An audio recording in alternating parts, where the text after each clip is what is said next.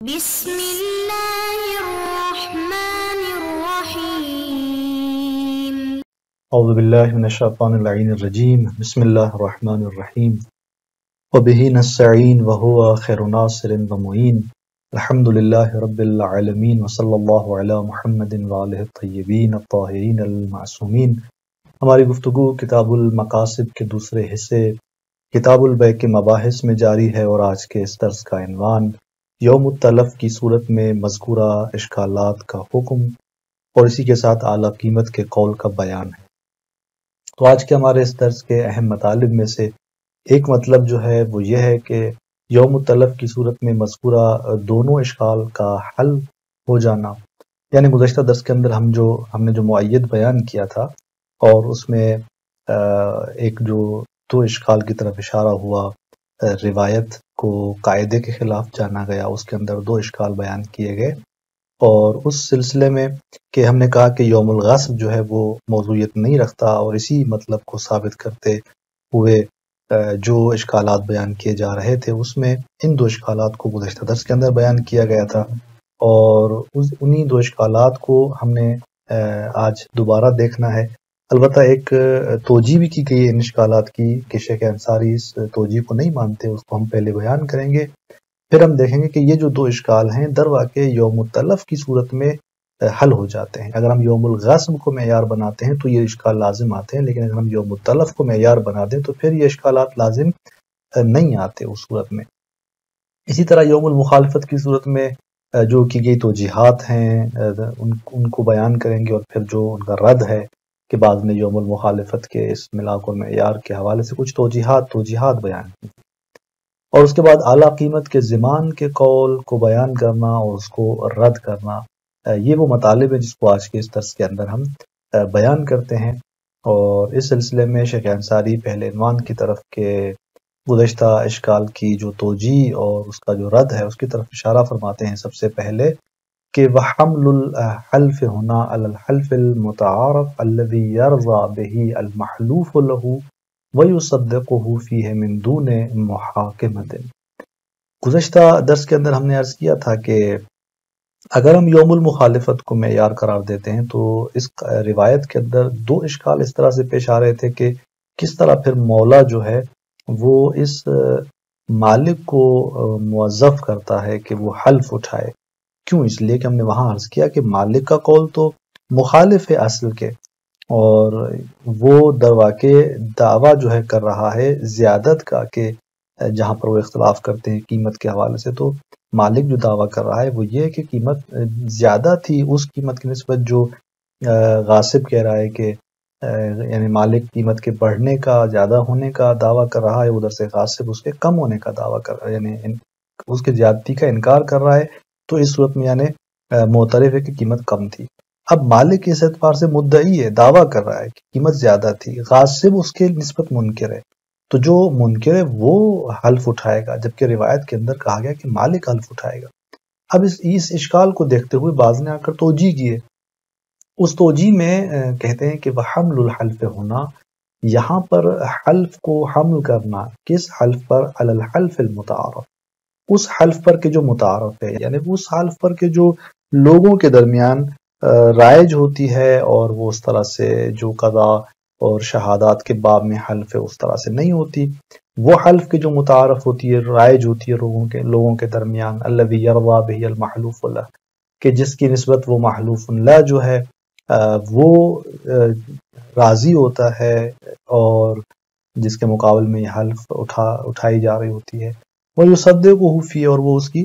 تصدیق کرتا ہے، تائید کرتا ہے، من دون محاکمۃ، جبکہ اس حلف میں کوئی محاکمہ نہیں ہوتا، وہ رجوع نہیں کیا جاتا کسی حاکم کی طرف۔ اور فرماتے ہیں کہ وَتَعْبِيرُ بِرَدِّهِ الْيَمِينَ، کہ یہ جو تعبیر ہے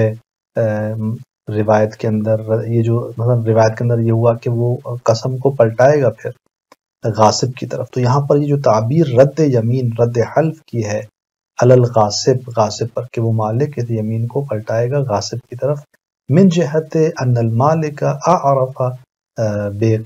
من جہت ان المالک اعرف بقیمت بغلہ، تو یہ جو مثلا تعبیر بیان کی گئی ہے کہ یمین جو ہے وہ رد ہوگی، جبکہ یمین کا رد ہونا یہ در واقع ایک نوعیت کی حلف اصطلاحی کو بیان کر رہی ہے، کہ اگر آپ جو کہہ رہے ہیں کہ یہاں پر حلف متعارف پر حمل ہوگی، یعنی ایک ایسی حلف کے جو اصطلاحی نہیں ہے، تو پھر یہ تعبیر رد یمین کی کیوں بیان ہوئی ہے؟ یہ جو رد یمین کی تعبیر ہے کہ وہ یمین کو اگر پلٹا دیتا ہے غاصب کی طرف، یہ جو روایت کے اندر بیان ہوا ہے، یہ رد یمین کا مطلب تو یعنی ایک اصطلاحی جو حلف ہوتی ہے وہ مراد ہوتی ہے۔ تو اس کا جواب دے رہے ہیں کہ یہ جو والتعبیر برده الیمین الغاصب ہے،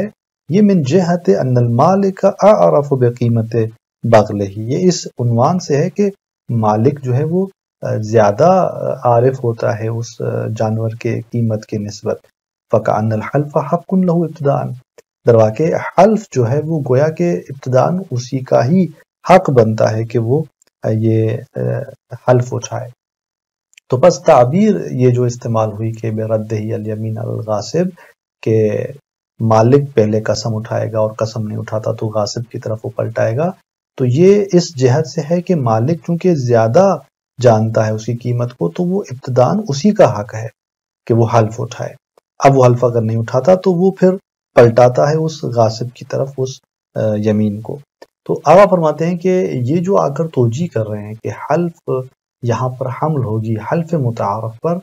اور یہ بغیر کسی محاکمے سے، اور یہ اس طرح حلف اصطلاحی کے مورد میں نہیں ہے کہ آپ آ کر روایت میں اشکال کریں۔ جہاں حلف اصطلاحی ہوتی ہے وہاں پر جو منکر ہے وہ حلف اٹھاتا ہے، یہاں مالک مثلا منکر نہیں ہے اور اشکال آپ کر رہے تھے کہ کیسے وہ حلف اٹھا رہا ہے، تو ہم اس کو یوں حل کر رہے ہیں کہ یہ حلف اصطلاحی نہیں ہے۔ آپ فرماتے ہیں کہ وہ حمل الحلف، اس طرح کی توجیہ کرنا، حلف کو حمل کرنا حلف متعارف پر نہ اصطلاحی پر، یہ خلاف الظاہر،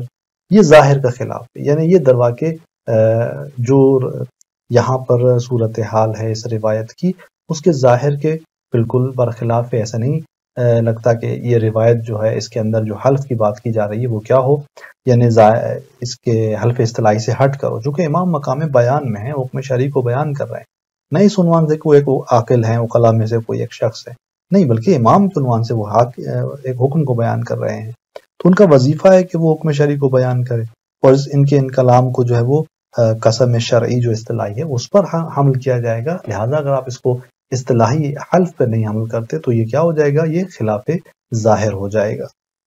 اس کے بعد شیخ انصاری رحمۃ اللہ علیہ ایک دوسرے مطلب کی طرف بڑھتے ہیں، وہ یہ کہ اب جب آپ نے دیکھا کہ یہ اشکالات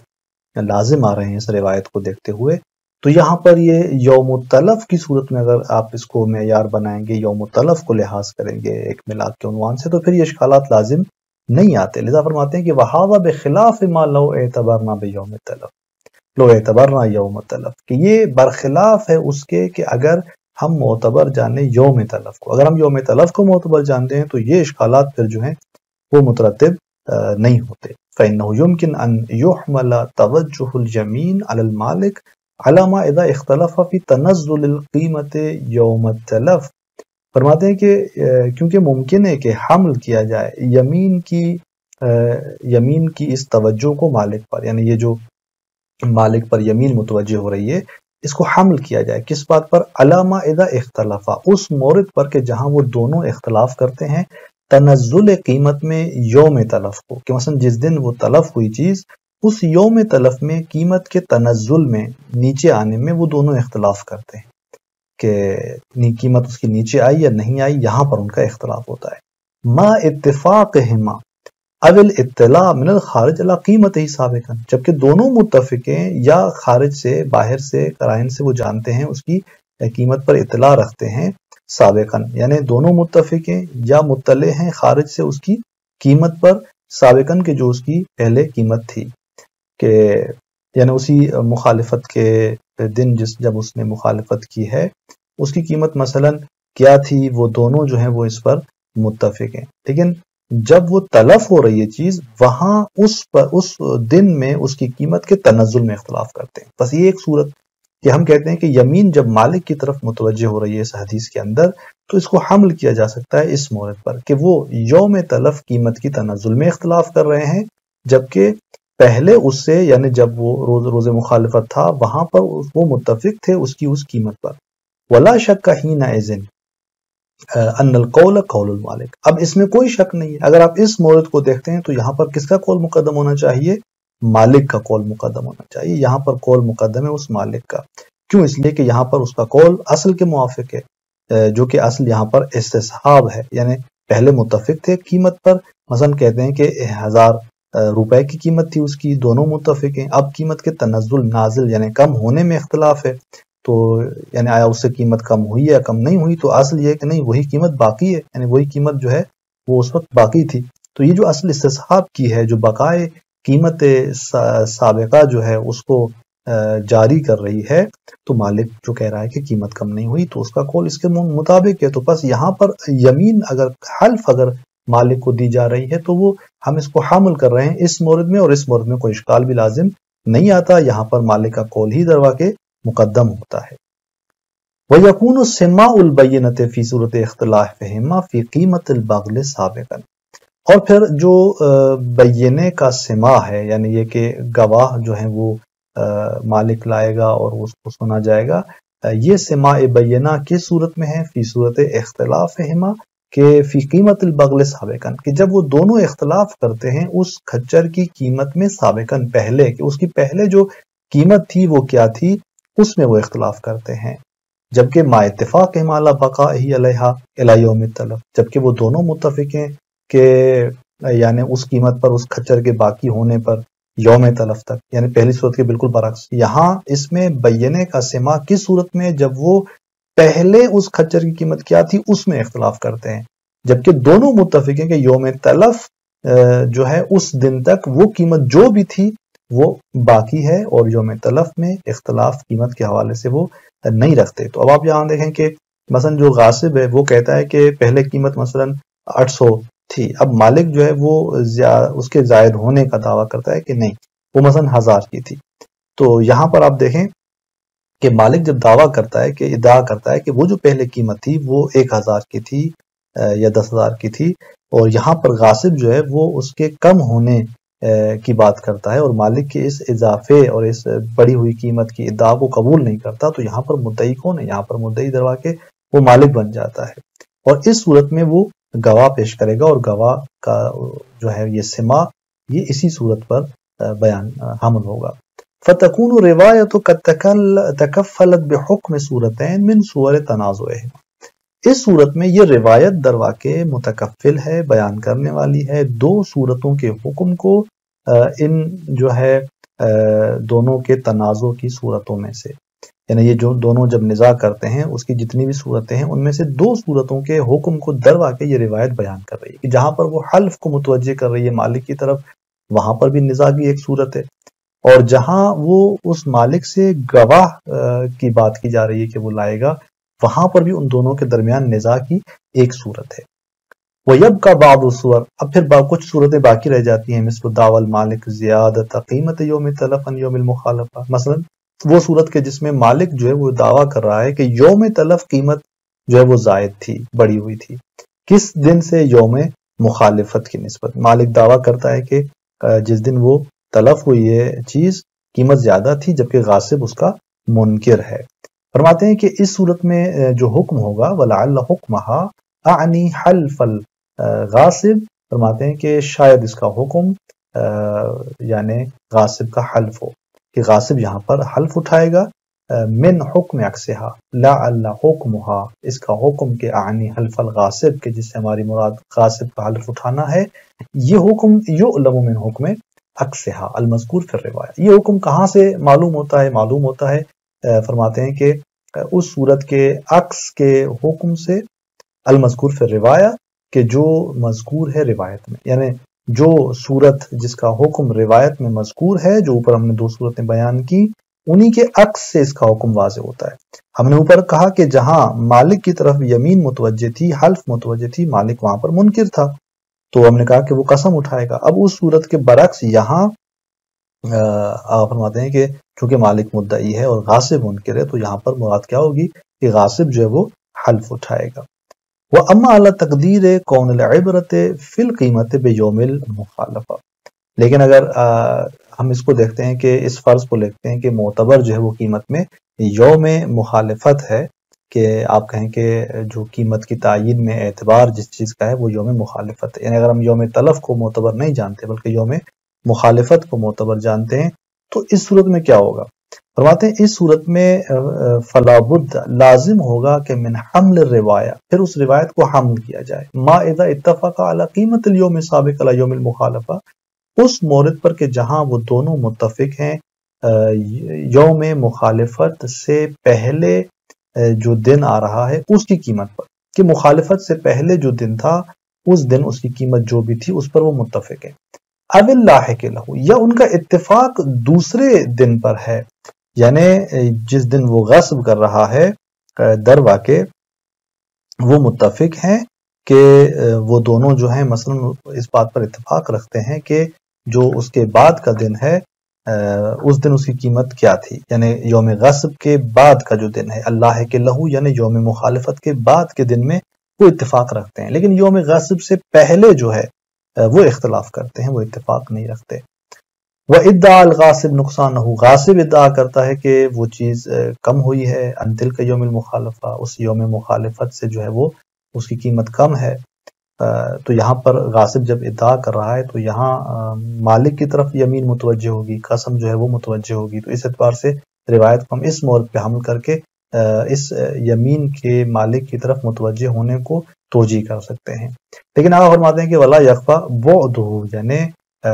مخفی نہیں ہے اس کا بعد، یعنی کیا مطلب؟ یعنی یہ کہ یہ جو وجہ ہے یہ بعید ہے، یہ وجہ جو ہے وہ درست نہیں ہے، تو یعنی یہ اس وجہ کو ہم کسی بھی اعتبار سے درست نہیں جان سکتے، بعید ہے، کیونکہ قیمت جو کل تھی یا جو قیمت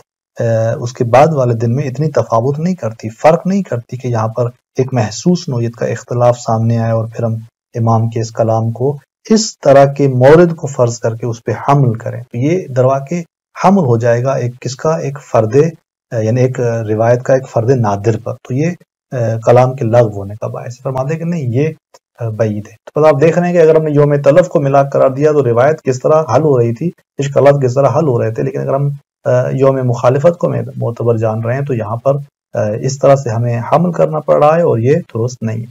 وَأَبْعَدُ مِنْهُ، فرماتے ہیں کہ اس سے بھی بعید تر کیا ہے؟ حمل النص علی التعبد، یہ کہ ہم نص کو تعبد پہ حمل کریں.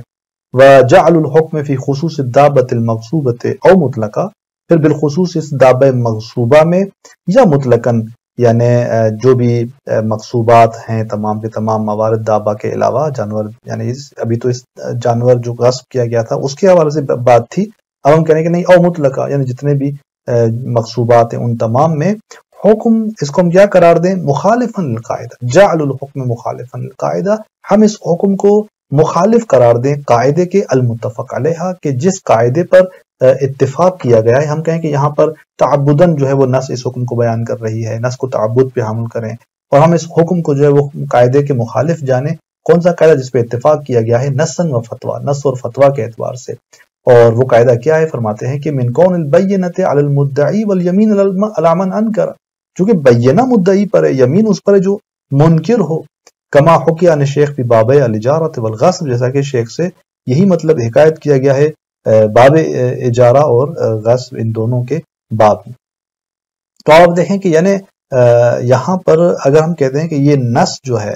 تعبد پہ ہم اس کو حمل کریں، اس حکم کو جو یہ مالک کی طرف یمین پلٹائی جا رہی ہے جبکہ مالک جو ہے وہ اس کا قول مقدم نہیں ہے، تو کس طرح یمین اس کی طرف متوجہ ہو رہی ہے. ہم کہیں کہ یہ حکم جو ہے وہ خلاف قاعدہ ہے اس میں، اور یہ تعبداً ہم اس روایت کو تعبد پر حمل کر دیں، جیسا کہ شیخ سے اس مطلب کی حکایت کی گئی ہے باب اجارہ اور غصب کے اندر. آپ فرماتے ہیں کہ یہ ابعد، یہ اس سے بعید تر ہے، یعنی ہمارے پاس کوئی ایسی دلیل نہیں ہے کہ ہم یہاں پر اس طرح اس روایت کو جو ہے وہ حمل کریں. تو یہاں تک آپ نے دیکھا کہ اگر ہم یوم المخالفت کو موضوع قرار دیتے ہیں تو یہ اشکالات پیش آتے ہیں، اور یہیں سے یہ بات روشن ہو جاتی ہے کہ یوم المخالفت جو ہے یہ جو دن ہے یوم غصب کا، یوم مخالفت کا، یہ ملاک و معیار نہیں رکھتا. السلام علیکم ورحمۃ اللہ وبرکاتہ.